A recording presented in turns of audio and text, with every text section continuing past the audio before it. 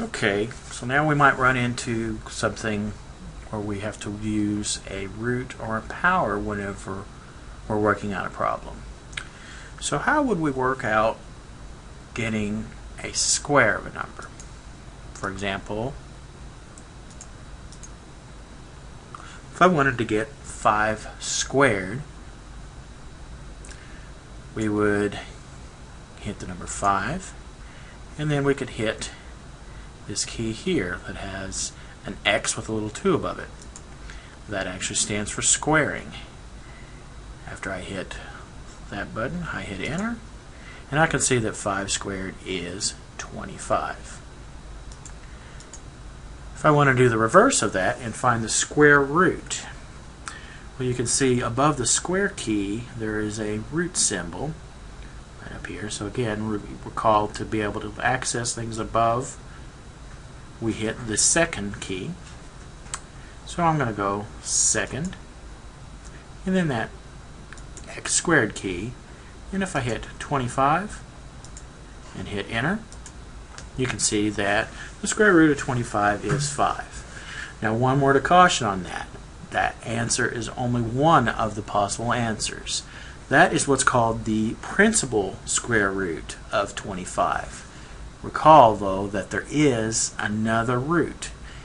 As it turns out, remember that a square root asks what number times itself gives me, for example here, 25. Well, 5 times 5 does give us 25, but as it turns out, negative 5 times negative 5 also gives us 25. So our calculator is only giving us the positive version of that, the principal square root. If I want to do other powers, well, there is no third key here, and I want to do a third power.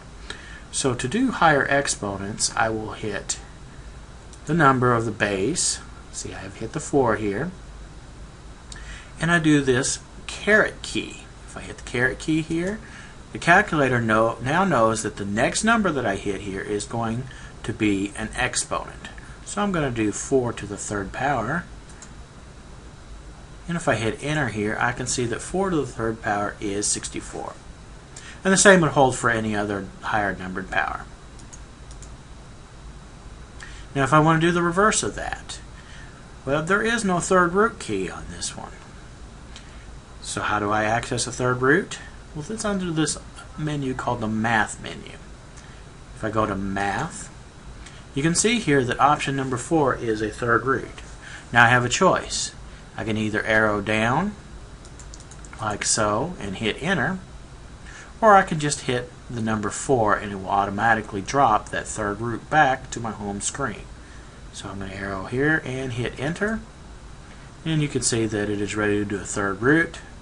If I put in 64 here and hit enter, I can see that the third root of 64 is in fact 4.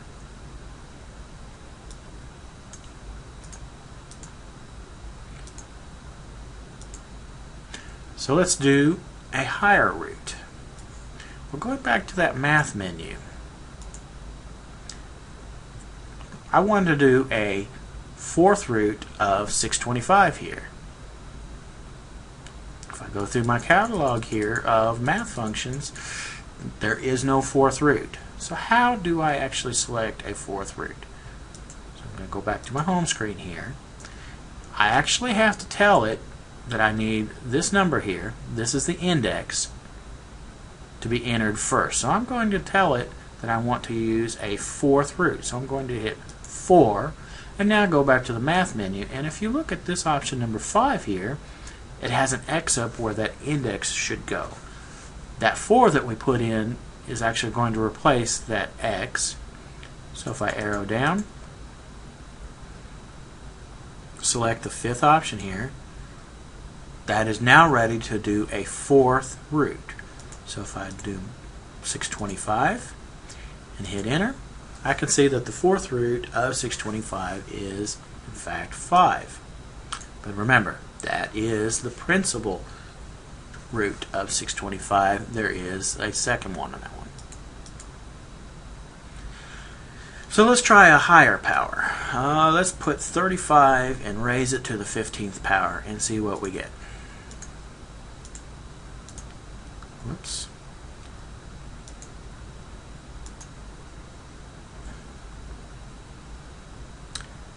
I'm going to go with that to the 15th power and hit enter. And I can see 1.448840793, and then this E comes in. That E does not make an error on the calculator. That means that I've actually made a number bigger than it can handle in normal mode. This stands for that whole number right there, decimal place, moved 23 places to the right with a whole bunch of zeros in here.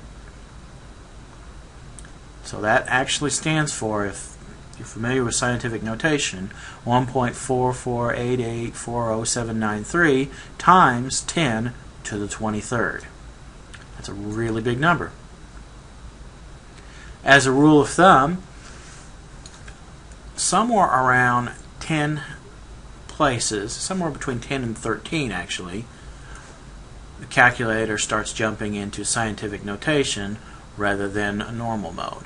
And that actually applies in both directions. So if we have a number that stands for a really, really small quantity, like 0.0000837, something like that, it may very well go ahead and put that also into scientific notation. So for numbers that represent really large quantities or really tiny quantities, we automatically will be going into scientific notation.